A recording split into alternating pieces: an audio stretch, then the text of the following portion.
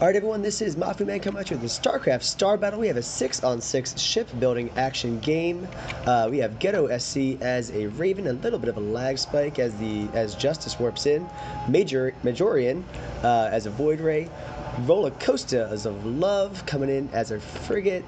Spooner, the Overlord, Bai as a battle cruiser. We have McClariton D as a frigate on the red team. Reeves and Anna Ball both going as an arbiter. Country Killer as a Void Ray. Twisted Balls as a Void Ray. And Denis Skudagov. I'm going to mess up that name a couple times. Just call him the Levy for a little bit. Let's see. We have everybody kind of lining up in the middle, as kind of usual. Let's see what the openers are. The frigate just went for missiles on the blue team and just went for lasers. Ooh, on the for McClariton D on the red team. Ooh, we have a little bit of a chase. Twisted Balls getting his lasers a little bit twisted around. He gets EMP'd as well. They have 3 ships coming in at him now. Sorry. He's using the rocks as protection. The Majorian can only attack going forward, and Justice can only attack at close range. Clearly, he doesn't have enough for Blink. Twisted Ball is getting EMP'd again. He didn't have enough for Blink anyway. He definitely doesn't have enough for right now. He has 17,000 health, 900 health. He's coming around using them rocks as protection. Anna Ball has feedback and uses it, but that cuts down his energy. He only has 600, 500, 400, 300, 1, and Twisted Balls is gone. McClariton D only has lasers, and the rest of the team is up there farming. They're making a Big Mac. They're not making a proper line here. They didn't all come down to defend. Let's see if that comes down to stopping them. Ghetto SC is a little bit out of position. He's only a Raven. He only has 0 lasers right now because he went all for EMP in the very beginning. There are 2 support ships attacking them. Justice is right in the middle of the action right there. Now everybody's going in. Ghetto SC also using the rocks, but boinging into them just a little bit. That would be the little second he has. He only has 2,000 life. He does end up using the rocks. The Dennis GTAV did not quite have enough. And now all the team is kind of attacking everybody. Everybody's chaotically attacking. We have both Void Rays go out in the first 3 minutes. 2 Void Rays out in the first 3 minutes. Let's see if red team can turn it around. Not if they probably lose their Leviathan as well. But Justice is hurt.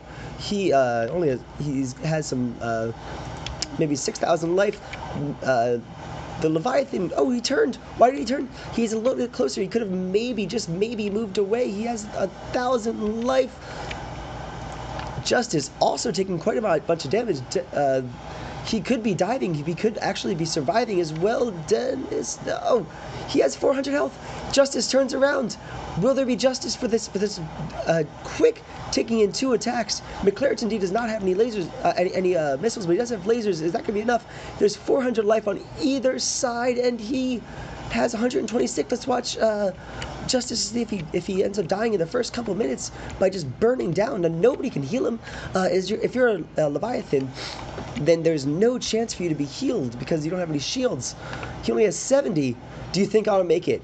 No, says Spooner. Spooner, the Overlord who has Plague. Let's find out. Justice coming in. Doesn't get to make it back to the base.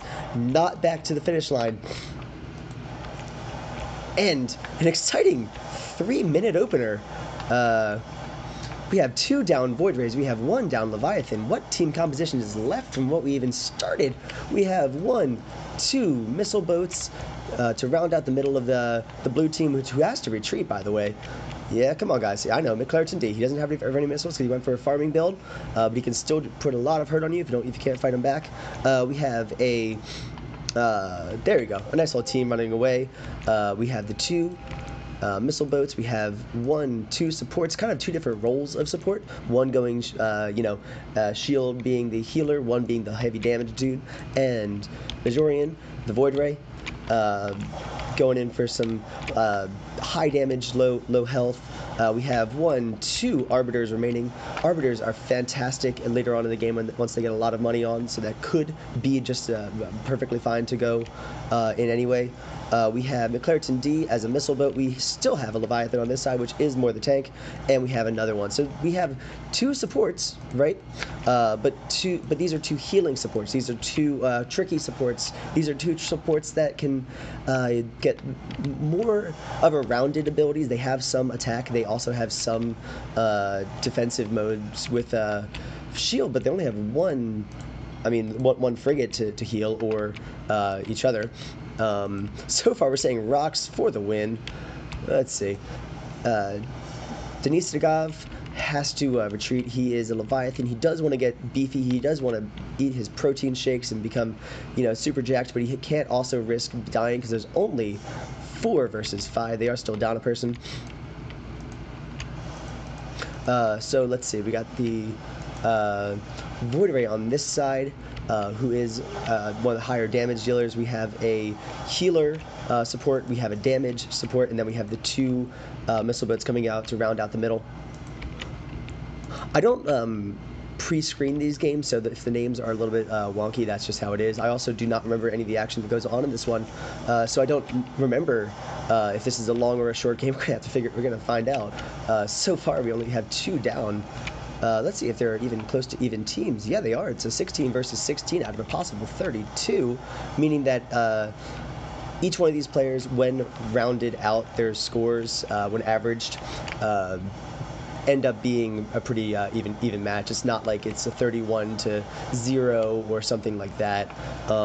So both teams are pretty theoretically well matched up. McClariton D, he went for the farm build. Yes, it did not help in the very beginning, because in the very beginning you're not supposed to lose 2 ships off the bat. You're supposed to be able to get farm. So his idea behind starting off with 4 lasers helps you do let's see, damage 16, farming 1 shot. Now when you can do 1-shot farming, boom, each one of these guys gets out in 1 farm. Obviously that's kind of self-explanatory, but it does seem is important because that helps you get the most money. He's setting it up for a very good long game. It's kind of like moving out of your parents after you have a whole bunch of money instead of just moving out as soon as you find your first job at McDonald's. Let's see. So he actually now has the money to put into whatever he wants. Oh, they have a team that I'm going to clearly be the damage person on my side. Let me get some missiles. If they didn't have 2 ships that could drain energy, not that maybe they can right now, except for JOSC, he might go for something like ion cannon. He had the money for it. He wasn't going to die in the first 2 minutes of the game, unlike some people. We have the Leviathan coming in, kind of scaring away the Void Ray. Yes, he's a little bit out of position, but he also has rapid regeneration. He's generating 1864 life over 5 seconds. Now, of course, he is at risk of being EMP'd. That he doesn't have enough energy for EMP. So he's just using it. It's an interesting first upgrade to get. It's not bad. It certainly can extend your life if you do want to get it eventually. Many people might get it a little bit later on. Ooh, a feedback on Reeves. Thank you, buddy, for giving that roller coaster some love.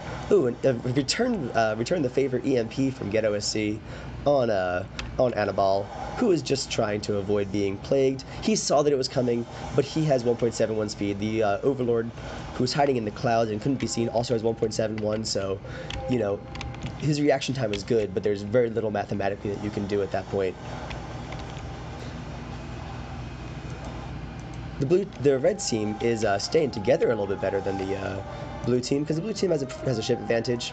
Not that either of them were in a mortal danger and ignored by their friends, but they were most definitely being a little bit less cautious than they would be when you're a ship down. Sometimes there's a little bit of a rubber band AI, where your survival instincts kick in, and you're saying, hey, listen, I have to really make up for this differential in a teammate, so they play a little bit harder. Now, scoring wise, if you look at how much overall farm they have, it's pretty even, actually. The red team is only 100 behind, 100 and maybe 200 behind, and they have 1 less person. So per capita, they're doing really well. Leviathan wants to stay up in the action. His tentacles only have a 5 range, and I'm not sure you can even upgrade that. And in fact, I'm pretty sure, yes, definitely you cannot. So he wants to stay close. He wants to get close and attack them. He is the only tank going around. Hey, sneaky Bai, were you going for a nuke? Oh, you were. Now, that might have been an error in communication. The blue team didn't let this warp nuke trick work because everybody on the red side said, hey, we're a little bit too cautious for that. We're not going to fall for this. It's a little bit too quiet over here on the western front. So this nuke, he finally does have enough. Reeves and Annabelle both have feedback, so it's risky. If it works, you can launch a nuke at somebody. That's pretty lovely. But you do have 2 people who can drain your energy. Now, of course, they might not. They might miss it. Roller Coasters, give him some more love. If you were a little bit closer, you could have done a little bit more. Yeah, no, that joke's not going to get old, by the way. I'm going to keep on saying it until he dies, which he might do right now if he overextends. Blue team setting up that contain. Using the sustained damage from the plague, which isn't upgraded just yet, just regular plague, in order to just take down the health of McClariton D, who is being healed and he's being chrono boosted. Ooh, Majorian could overextend. Now Roller Coasters is burning on out of there. McClariton D doesn't quite have enough. He really is in the position where he has to do a lot of damage, but he's unfortunately also in the position where he's the only person who can do sustained damage. So he has to kind of be pushing. He was really saved right there by this cloud. This cloud is sort of like a permanent dark swarm in the sense that you can hide in there, you can shoot out, they can't see you to shoot in, so it blocks your vision. It doesn't block the attack, it just blocks your vision, so effectively saved by the gas there. Bai went for the nuke. I happen not to agree with his decision. If it works, then it will be lovely. If it works, that is. Certainly does, let's see, launches a nuclear missile that will chase its target. If the missile hits the target, it will deal up to 6,000 area damage, has enough fuel for 15 seconds. What it doesn't tell you right there is that it will also EMP them and blackout them to make them unable to attack, but that will only work for things that are not biological, mechanical units. What is Bai doing? Spooner says. Spooner, I sort of agree with you. Bai is setting up for a nuke. Spooner says you don't have to rope trick them, but, you know, I mean, that's, you could. Yeah, Bai's like, but my nuke, you know, they'll be cool. But red team's a little bit too cautious for that. Now, if Bai was by these rocks, not by these ones, I'm going to stop eventually. You see this sometimes, the Leviathan wanting to be over there where the farm is, ends up finding himself where all the people are. Ariel gotta run out of there. He uses frenzy, I think just a little bit to scare them off. It increases his damage. He's doing double the damage that he would normally do. Now he can't be healed. He does have 6,000 life. Whoa, he turned. Why did he turn? He went directly into the line of fire. I think he was just trying to scare them off, and it did actually work out. Sometimes turning does, make them feel like, oh, you're really gonna attack me. Okay. Well, yes, he is, but he also has to get on out of there. He has a little bit of extra speed with that frenzy that might have actually made a difference right there. Does he do it? Oh, he has 26. Oh, he was so close. He was so close. Boom. McClariton D, unfortunately now even in the role of being the person who has to take the damage when he really shouldn't be. He should be a frigate. He might be able to take out Roller Coaster. Ghetto SC does not have very much shields to shield, and he does. Let's turn this back into a 3 versus 3. Bai coming in with a nuke now. Because he went for nuke, he didn't launch it. He didn't have enough energy to launch it because there's 2 ships with feedback. 2 very injured ships with feedback at that. But look at these little cuties. These little Sky Furies saying, hey, this is our area we decided to fly into, and we're going to shoot you with 280 damage at 15 range. he went for the nuke. Now he went for the nuke in the beginning, right? He went for the nuke when there were minerals aplenty, and he had also many more teammates. And so what he did by putting all that 400 money into nuke was that he didn't put 400 money into other things. He still has 1.71 speed and no armor. He still has 0 shields. He has 7 laser batteries because he wants to farm. He has just 2 upgrades on the missile, and he hasn't upgraded really how he upgraded range a little bit, maybe by 2, and he upgraded his attacks by 0. He still has a regular 7 attacks that you normally start off with, and that happens, and that is the key to Star Battle, is that you have choices. You can either upgrade your fancy abilities, 1, 2, 3 right there, or a really super fancy ability like nuke, which is everybody has one ultimate ability. And if you do that, you have to make it work. You got to make it work. Everybody on the red team is saying, okay, what's in a 3 versus 3? You know how we were cautious at a 4 versus 5? We're going to be extremely cautious at a 3 versus 3. Now, theoretically, there are 2 people with EMP / siphon energy and feedback on either side. The energy war right now is 2 versus 2. You can say EMP might be better than certain things, or this might be better than others. I think they're relatively comparable. Maybe a slight advantage to EMP. I don't really know, at least in this situation. It's kind of whoever can reach out and touch somebody first. Oh, and that's why maybe the battlecruiser decided to tech switch and go into lockdown and defensive shield. So he is saying that, if the arbiters both have feedback, I might get feedback, but you know who's a better target? Maybe the Raven. You know, an even better target? Maybe the Overlord. Oh, there's a holdup. There's a stasis field inside the cloud, and neither of these people have very much attack after they get feedbacked by... Come on, he's got to get out of there. He should use his defensive shield. He does. It only absorbs 2,000 damage right there by launching a nuke to scare them away. Does McClariton D have enough? McClariton D, ooh, maybe, no, not quite yet. Spooner taking that damage 4 by instead.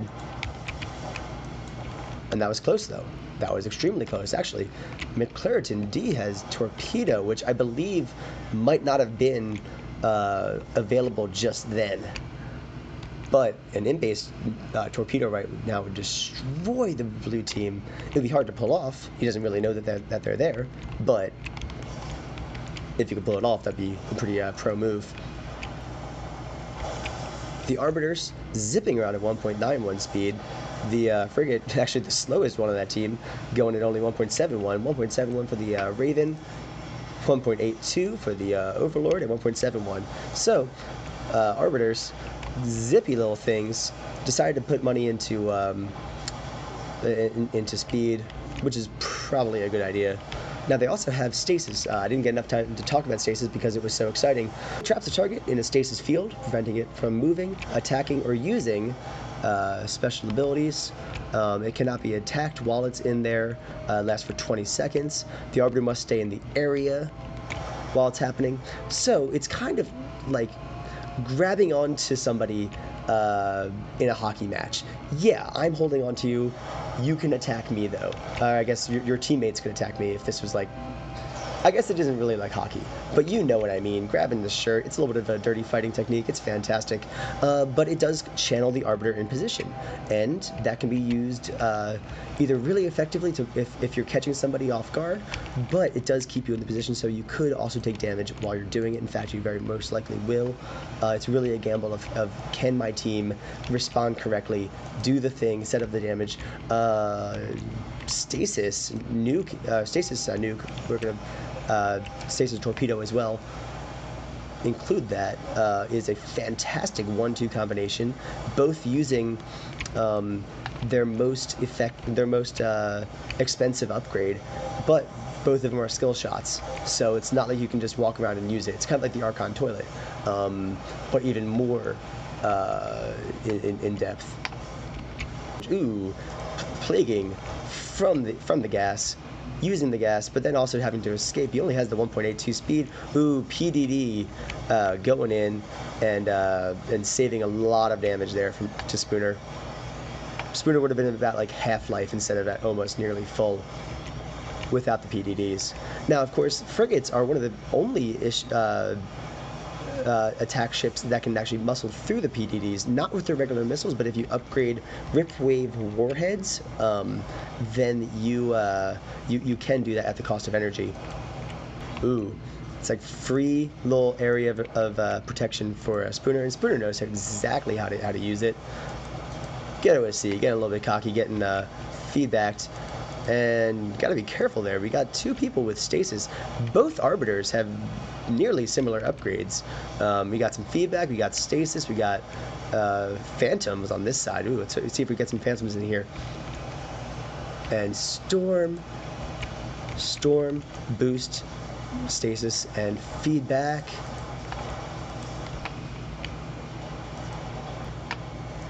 Team compositionally, we have a similar matchup. We have a, at least at this moment, now that everybody else is dead, a support, more of a damage support, and a multi-role sustained damage missile boat, two supports, and a more damage intensive missile boat. Now there are some differences between the two, which I think we should talk about. The frigate and the battle cruiser, especially while we have some time. The frigate is a little bit of a more damage intensive battle cruiser. It has the ability to upgrade its missiles, and it most certainly does, as does the battle cruiser.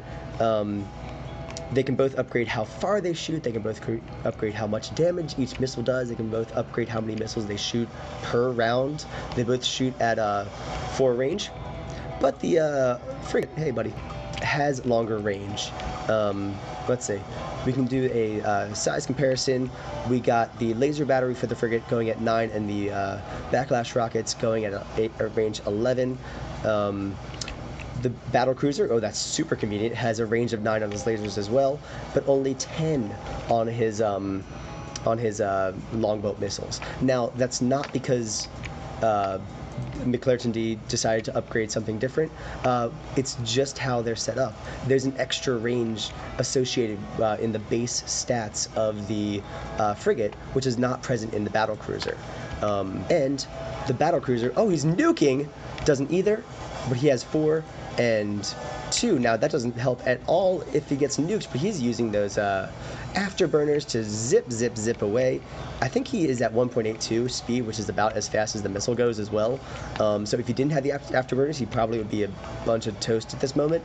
But he does use the the afterburners effectively. You see the afterburners speed you up a little bit. These Riftwave warheads are the ones I was talking about. Drains 51 energy per volley. Wow. But it pushes through things like PDD. It pushes through things that would otherwise block it. I think like they won't get it, but force field, and it does area of effect damage, so it can hit you and you at the same time. So it's just they're usually most definitely worth the energy cost. The battle cruiser is more of a generalist ship, while the frigate is more of a specialist ship. But the battlecruiser's abilities are usually more generalizable. We have another Stasis coming in. Bai has no energy left, theoretically. Oh no! We have a torpedo attacking both of them! Ghetto, can he escape? He's inside of the PDD, but he does get taken out by a storm. Bai moving in. He had more damage, but he took the frigate's attack as well. I think what he was trying to do was sacrifice himself and take take the frigate out with him. But that's the worst possible way to take the nuke, bud. Yeah. Unfortunately, he did the opposite, where he took damage as well as the Raven So that's sort of like the Bizarro is helping of laying down your life for somebody else. Spooner has the unlucky position to be in. I guess both of them have a ability to lock down or drain energy, but they had 3 people to be able to do that before. Now they only have 2, so it's even. And usually in war, you don't want things to be even. Let's see. The fusion torpedo was the red beam of death that we saw a little bit earlier. Launches the thermonuclear warhead, does 6,000 damage. It's great. It's a fantastic fear weapon. Now, right now, you see neither Arbiter can really attack the base, so they're just attacking, staying a little bit outside the range, saying, hey, we're not going to take out the base anyway, let's just stay in these areas and shoot down as much farm as we possibly can. And they're still being cautious. There's never a wrong time to be cautious. Maybe right now, though. They didn't know it because you can't see the blue chat as the red team, unless they mess up and press alt chat, which they're not. Bai and Spooner are in base, having a little lover's quarrel. The red team doesn't know that, though, and they know that Bai has a nuke, so they think that he's somewhere over here waiting for a warp trick, or over here coming around the sides like a Velociraptor, but they're really just over here having, you know, tea and angriness at each other. I think Anabal's like searching for trouble over here. He's like, hey, is there a warp trick? Can I like stasis somebody? Can I feedback? Like, guys, people, warriors, come out and play. But there's nobody who's coming to his birthday party. It's kind of sad. The pinatas are ready, but you know, it's just not going to happen for him today. And there's another warp trick, or not a warp trick, but just another warp towards that area. Blue, I think, kind of is going through some technical difficulties. Now they're back out, but they kind of let an entire round of them going back, you know, get in the way.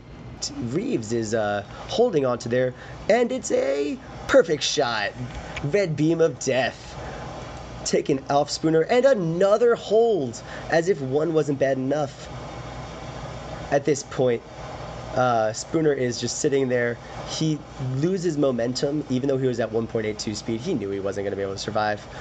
These little Tempests were in the exact right place, but they just couldn't sustain enough damage to really push away 3 dedicated foes. Bai says bye-bye, and I'm going to say bye-bye as well. This is a time where I'm going to say, if you liked it, please press like, press subscribe. We're going to be doing StarCraft Star Battles all the time.